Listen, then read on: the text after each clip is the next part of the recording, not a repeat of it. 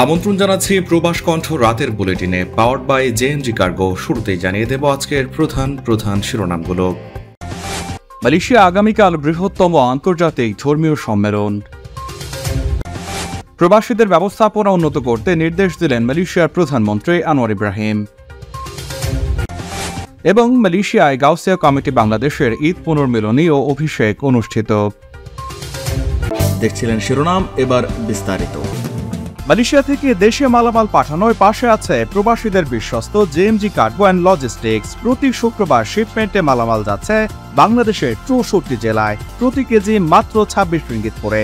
মালয়েশিয়ার যে কোনো প্রান্ত থেকে মালামাল পাঠাতে যোগাযোগ করুন 95 জালান্তুন এইচএসলি সিটি সেন্টার, কোতারায়া ব্যাংকক ব্যাংকের পাশে, অথবা ফোন করুন স্ক্রিনে দেওয়া নম্বরে।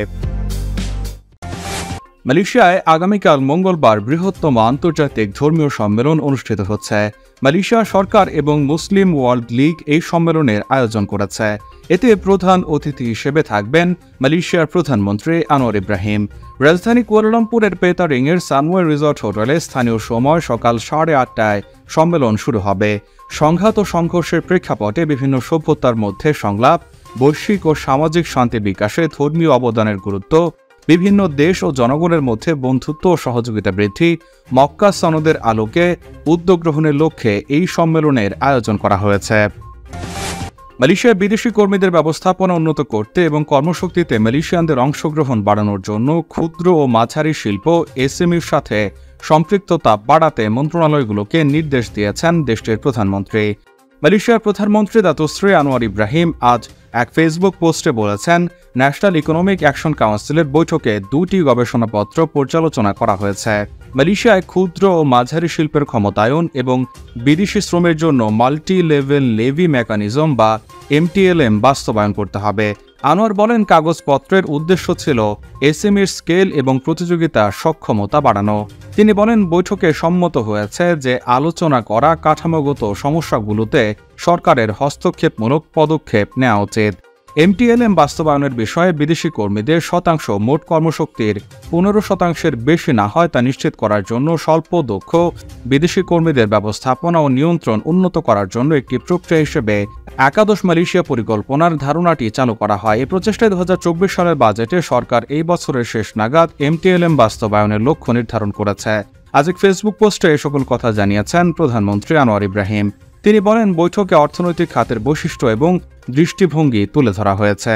সংশ্লিষ্ট মন্ত্রণালয়গুলোকে শিল্প প্রতিনিধিদের সঙ্গে জড়িত থাকতে হবে এবং বিদেশি কর্মীদের পরিচালনার সাথে সম্পর্কিত নীতিগত উন্নতি এবং স্থানীয় কর্মী বাহিনীর অংশগ্রহণ বাড়ানোর জন্য প্রোগ্রামগুলো চিহ্নিত করে অবশ্যই গুরুত্বের সঙ্গে কাজ করতে হবে বলেও নির্দেশনা তুলে ধরেন প্রধানমন্ত্রী আনোয়ার ইব্রাহিম।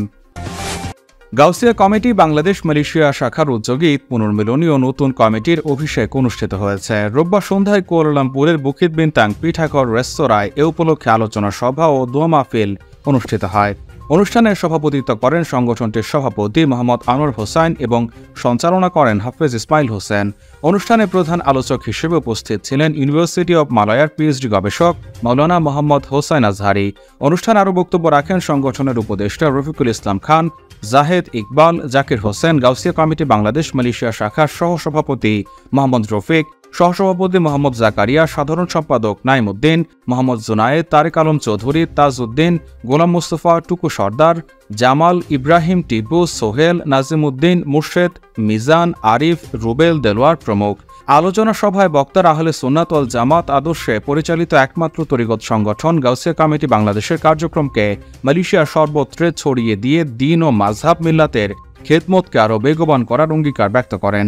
অনুষ্ঠানের শেষাংশে দায়িত্বপ্রাপ্ত নতুন কমিটির সকল সদস্যদের শপথ বাক্য পাঠ করান অনুষ্ঠানের প্রধান আলোচক মাওলানা মোহাম্মদ হোসাইন আজহারি। পরে দেশ ও প্রবাসের সকল মুসলিম উম্মার এবং ফিলিস্তিনের নির্যাতিত মুসলিমদের জন্য দোয়া ও মোনাজাত করা হয়।